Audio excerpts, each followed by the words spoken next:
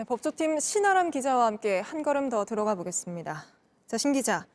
어제 저희가 검사 술 접대 의혹에 불거졌던 업소를 취재해서 보도를 했잖아요.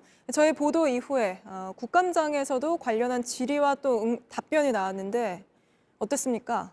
네, 저희는 일단 수사팀이 4월쯤 유흥업소 현장 조사를 나갔고 그 과정에서 검사가 다녀갔느냐고 종업원에게 물었다는 내용을 보도했습니다. 네. 남부지검 측은 4월 21일에 압수수색을 했다고 했습니다. 하지만 이건 김모 전 청와대 행정관 사건의 증거를 확보하기 위해서였다고 밝혔습니다. 김봉현 전 회장이 체포된 건 4월 23일인데 어떻게 검사 접대 의혹을 알고 갔겠느냐는 설명입니다. 윤석열 검찰총장도 이런 취지의 답변을 국정감사에서 했습니다. 그러니까 그 검사 접대 의혹 때문에 간 것이 아니라 김 전 청와대 행정관 사건 때문에 간 것이다. 이런 입장인 거잖아요. 예, 그리고 오늘 조금 전에 이상엽 기자 보도한 내용을 보면 그 김 전 청와대 행정관이 검사 술 접대 의혹에 바로 그 자리에 함께 있었다. 이런 보도죠. 네, 맞습니다. 당시 자리에 사람들이 더 있었다는 주장이 추가되면서 검사들 접대 의혹의 실체를 풀어줄 단서들도 늘고 있습니다.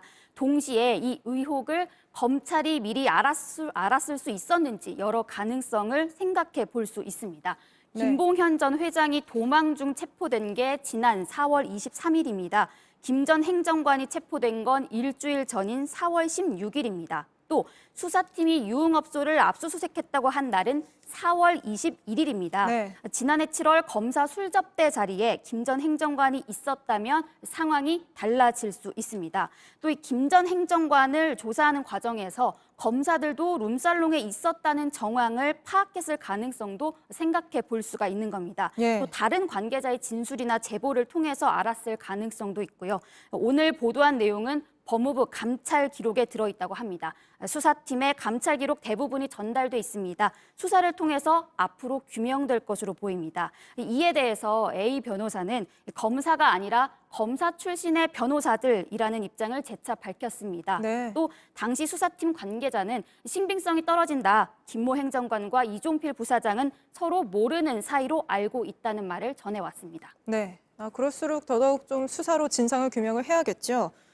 물증 같은 거를 좀 확보하는 게 아무래도 중요해 보이는데요. 어떻습니까? 네, 전문가들에게 물어보니까 휴대전화 위치 추적과 같은 방법으로 확인이 가능할 수도 있다고 합니다.